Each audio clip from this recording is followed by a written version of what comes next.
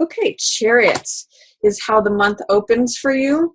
And Chariot is all about decision making. It's kind of like being in the flow, being in the zone, making decisions on the fly, and trusting on your intuition and your gut feelings to make decisions that help you achieve the goal that you're striving for. So Chariot is, it depicts basically a race that's being run. It's not against anyone else. It's just with yourself. It's like achieving goals, and it's going in a certain direction. So the themes of Chariot are victory, dominance, control, mastery. But one of the things I point out with this card is that he's got these crescent moons on his shoulders and on his staff here. And so he's able to tap into his intuitive knowledge about which way to go at any given moment. The crescent moon represents access to our feelings, access to our subconscious mind. And that's what allows him to sort of lean on the left horse or the right horse, the subconscious mind or the conscious mind, irrationality versus rationality, more of the wild self or the practical self. He knows how to balance those energies, and he's not too much on one or the other side. He realizes that he needs both of them. So therefore, he's able to make quick decisions on the fly, know how to navigate to get where he wants to go. So that's a theme for you, Virgo, is decision making and achieving the goals that you want to achieve. For some reason, I don't know why this is popping into my head, but I'm getting keep your eye on the prize. So if you're trying to accomplish something, part of why he is able to do that is because of his single-mindedness, his focus on his goal. So I'm going to say for some of you, Virgo, keep your focus on your goals, where you want to go, what the path is to that, knowing how to make decisions as new circumstances present themselves to you, because that's going to be a theme for you. And Four of Coins. This is a card about stability, financial stability. Fours are always stable numbers, and coins represent the physical world or money or assets, possessions, finances. So Four of Coins usually means that either financial stability is coming to you or that that's on your mind, money's on your mind. But one of the things that's crucial about this card is that money's on his mind, blocking his heart, and he's got a coin on each leg, and each hand. So he's kind of immobilized by the consuming thoughts of money. Now, some people translate this card as fear regarding money or being worried about it, overly worried.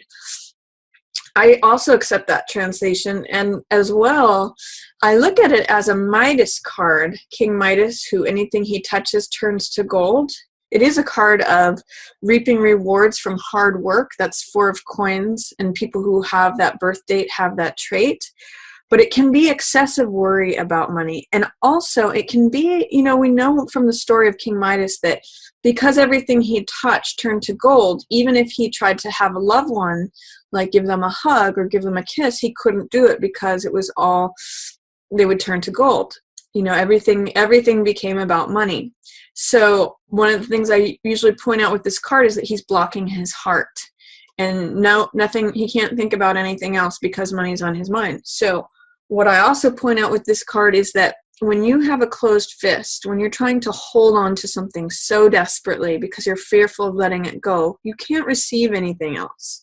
This is very fear-based energy. If you open your hand and loosen your grip, you're able to receive more. You're able to put yourself in a receiving position. Likewise, if you've got, say you imagine you have a stick of butter in your hand, if you try to hold on to it as tight as you can, it all just actually will squeeze out of your fingers. Whereas if you hold it gently with an open palm, you retain the thing in your hand, plus it allows more to be piled on top. So I'm going to say, if you're trying to grip at money, if you're trying to clench onto it and it's got that tight, pressurized, fearful energy to it, Virgo, try to loosen up, try to let go. Try to envision what it means to have an open palm And if there's any rigidity, try to loosen that, and maybe it clears room for energy to come towards your heart as well. Then we have Seven of Cups in reverse and Empress. You know, what's interesting is the Empress has to do with prosperity and abundance. If you look at the difference between these two cards, this is a card being so overconsumed with money that it like literally surrounds you and immobilizes you. Empress has a different attitude towards money. She believes in the plentifulness of the world, and everything grows around her. What's interesting about these two is that everything that Four of Coins touches turns to gold, whereas everything that Empress touches grows. It becomes more abundant, more prosperous, more fulfilling, more satisfying. You know, it's life. And so I'd like you to consider the difference between these two cards, Virgo. This is a bit fearful. It's overconsumed with material possessions. It's fearfulness. This one trusts. Empress, that's why she's one of the major arcana, and this is not. Empress knows how to create. She knows how to not only receive, you know, because she's considered the pregnant mother. So not only receive sustenance or receive things being given to her, but she also knows how to nurture them, as well as how to give birth to more and allow things to grow. So see if you can contrast those two feelings, because those are both available to you. And what it may have to do with, Virgo, is identifying what's real and what's not. This is a card of fantasy and illusion. This is Seven of Cups. It means having multiple choices available to you. So I think what might be a good question when this cup comes up in the beginning of February is ask, what's a good investment of my time? What's a good choice? Because often this can be like, what's behind any of these doors, or what's behind door number 3. What you see is usually not what you get with this card, because it's got all this foggy Neptune energy. And in reverse, it's even hazier and foggier. So it's sort of like you can vaguely see that there's choices here, but you're not really sure what it is. So I'm going to say, excuse me, throat just got a little bit dry there. I'm going to say that with this Seven of Cups, try to see what is, you Virgos are so good at this anyway, is try to see what's a practical reality. Try to identify what's fear-based and what is trust-based. What is like holding on to dear life with all you've got versus what it is you can create and expand and nurture and receive. Those are the two different energies of these cards. So with this card of choices, in between, it's kind of like you have a choice to go in this direction, or you kind of have a choice to go in this direction. Which one do you want, Virgo? That's kind of what's being offered to you. And interestingly enough, this is a card about choices and decisions too. So it's really like there's a parting of the waters. Do you want to go down this fearful path, especially financially, because that's what this card is about? Or do you want to go down this path where you have a belief in your own satisfaction, your ability to nurture things, to grow things, to create things, and did I already say receive things? It's all of that. So do you want to be Empress, or do you want to be Four of Coins? Your choice. And identifying, taking a hard, cold look at your decisions will help you make that decision, help you identify which thing will lead you in which direction. Because another thing is with this card, this can often be a card of false things not being what they seem. So like I'll call this, I sometimes call this Las Vegas, where you gamble things or trade things away, or you think, you know, oh, this is sort of like a get rich quick scheme kind of thing. It can be where you may want to just take an extra moment to really research and really be thorough about what your choices are, because it's sort of saying things may not necessarily be what they seem. So make a decision whether you're going to like try to gamble with something because you're so fearful, or if you're going to like nurture and grow things over time that may take time to grow, but that put you in a prosperous and abundant place, Virgo. And then in the middle of the month, I see there's Four of Swords here, which has to do about taking a rest, R&R, taking a moment out from battle to recover, to reflect, to put your thoughts up on the wall here. There's a time for decision making and taking action and, examining choices. I'm going to say that towards the middle of the month, it's a time to rest and reflect. It may not be a time to take action, but because it's in reverse, it's telling me you're going to have a hard time accepting taking a rest. You're going to have a hard time letting yourself rest. And what I'm really getting for you Virgos, because you are ruled by Mercury, which is quicksilver and the mind and messenger and information, communication, that's all air energy here. It's going to be hard for you to put your mind at rest. But that's really what you will need, Virgo. You'll need to put your mind at rest. So for some of you, a retreat or a sanctuary, even something as simple as meditation or just taking a nap during the day is going to be good for you, Virgos, to settle your mind. Because there is something that is challenging your strength, your patience, your fortitude, your endurance here also in the middle of the month. There's someone, this card is called risky behavior, or putting your mouth in the, putting your head in the tiger's mouth is Seven of Swords. You can see here that he's like running away with five of these swords. It's very me behavior. It's very like, what can I do to get away with what I need? What can I do to cover my bases, even if I have to cut corners, even if I have to do criminality, even if it hurts anyone else, I don't care. I got mine covered. So whether this is you or someone in your environment, this is like a deal gone sour or someone trying to have an unfair advantage, Virgo. It's funny, I'm picking up on this gambling theme. These are both 7 cards, and 7 is a spiritual number. So what I'm really getting, when we dismiss and avoid the spiritual, we see things on a superficial level. I'm going to really encourage you in the first 2 weeks to look at things for really what they are. There is a chance that superficiality can pull a fast one on you. If there's something that's presenting itself as a very attractive choice, it may end up being this. You might find out at the middle of the month. So this is why this is in reverse, and it's saying, take a good hard look. Again, when this is in the upright position, it's like things are not what they appear to be.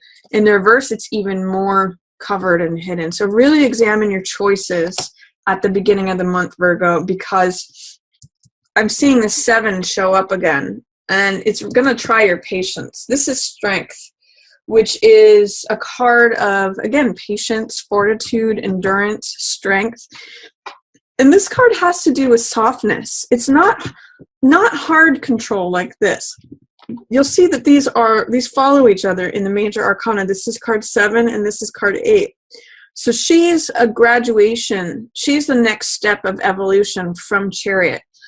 Chariot knows how to control things through hard control of the mind. Strength knows how to control things through control with the heart, with softness. This is hardness, this is softness, this is victory, dominance. She's able to achieve magical results and fantastical things, taming of the beast. She opened the lion's jaws not through strength of force or will, but through strength of endurance, compassion, softness. So that's what's being challenged in the reverse position. That's what is being, you may not have access to that, because see what's surrounding that is these 2 sevens cards. So again, I'm going to say any investment in superficiality or your choice towards that is going to drain your strength. So be aware of that. Be aware of not getting carried away with false promises, with things that are all that glitters is not gold, is what this says. So just be aware of that. Look at things twice, review contracts, really get to know someone before investing in them. it's just sort of like saying, do your homework, do your research. And then there's Hermit here too, which I'm connecting with this card. Like when this card runs away with all the riches, this one's left in the cold. Like literally, Hermit is left out in the cold. And the low side of this card, because it's in reverse, I'm reading it in reverse, is that sometimes it can feel isolating. Like no one understands me. Where are all my friends? What's going on in the world? Where's the truth? Where's the way? Where's the path? But when a card shows up, whether in reverse or not, it means that its energy is available to you. So what Hermit is about is looking at the truth. And I'll say truth with a capital T. So he is a very disciplined person. He's got that personality of the disciple, someone who studies hard and looks at the truth, strips everything away that is excessive. It's almost the opposite of this card, as you can see. Like this promises riches, wealth, success, victory, triumph, love, castles in the air, all of this. But Hermit is almost the antidote to that. He says, no, what's true? What's real? What is, like, if I can boil it down to just one thing, what's the truth? So I'm really getting a sense, Virgo, with all of this, that there is something about looking into something to see what's the real option, what's the real truth, what is a superficial decision versus what is sustainable over time. Like Empress, the seasons are eternal with Empress. She's the queen of summer and spring, and everything grows under her. She is the mother that gives birth to the child that continues living. So it's not just like a quick thing, like 4 of coins, like, oh, I've got all my money in the treasure chest and no one's ever going to touch it. There's aliveness here. There's life. There's vitality. So I'm going to say, don't let like, I don't know why, but I'm kind of getting like the difference between eating candy bars and eating like a full 4-course meal. Like this might be the equivalent of the candy bars, and this might be the 4-course meal. So while one may sustain you in the short term, you might have to think about long-term things and not just what's attractive and what things appear to be on the surface. That's kind of what I'm getting for you with these cards. Because it's going to challenge your strength. I kind of get like your patience is being tried here. That's why this rest and relaxation is going to be so necessary for you to like just get to a calm, reflective, peaceful, recharged place. Because if this guy shows up, or if he turns out to be from one of these decisions here, it is going to try your patience, and it is going to make you feel like, God, what, where did everybody go? How did that guy run off with all that stuff? I thought I trusted him. I'm almost getting that this could be an employee.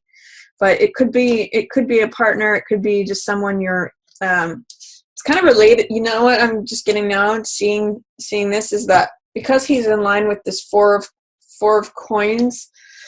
It could be that if you make a decision based out of fear with money, this is the end result of that, or this is a consequence of that. So really do take time to connect with Empress energy, which is abundant, satisfied, growth, prosperity, things that are alive. Things that are alive versus things that are dead. Gold, even though it's an element, it doesn't have any vital life force to it. And then towards the end of the month, I show some sweet, sweet energy here. I almost get that some of you are going to meet someone at work if you're not already paired up with someone. 8 of Coins is the artisan card, or the person who's working on their workbench. You can see that he's at his workbench and there's 8 coins. He's kind of just making money, and he's got his head down. He's just working on something. He's focused on it. I sometimes call this card whistling while you work, because it means enjoying your work and producing money. And with it showing up next to 6 of Cups, this is very sweet energy. Like this is the exchange of hearts. So I almost get like you could meet, if you're an artist, you can meet a fellow artist or someone to do with work that you kind of discover, oh my gosh, I feel like I'm a kid when I'm around them. Or this could also be a card of reunion with someone from the past, or it could even be like working with one of your siblings, a family member. It's just a very sweet card. Has a lot of sentimentality to it, has a lot of kindness to it. If you can imagine two kids giving each other cups filled with flowers, it really just has that darling, sweet, sentimental, lovely, childlike, innocent character to it. So enjoy that, Virgo. If you're working away at the end of the month, don't be surprised if this shows up for you. Sometimes this can be like a phone call or a communication from someone that you haven't heard from in a long time, or that if you connect with someone, it could be also for some of you like a former lover coming back when you're just working away. So there's a lot of different possibilities with this Six of Cups card, but it's very sweet regardless.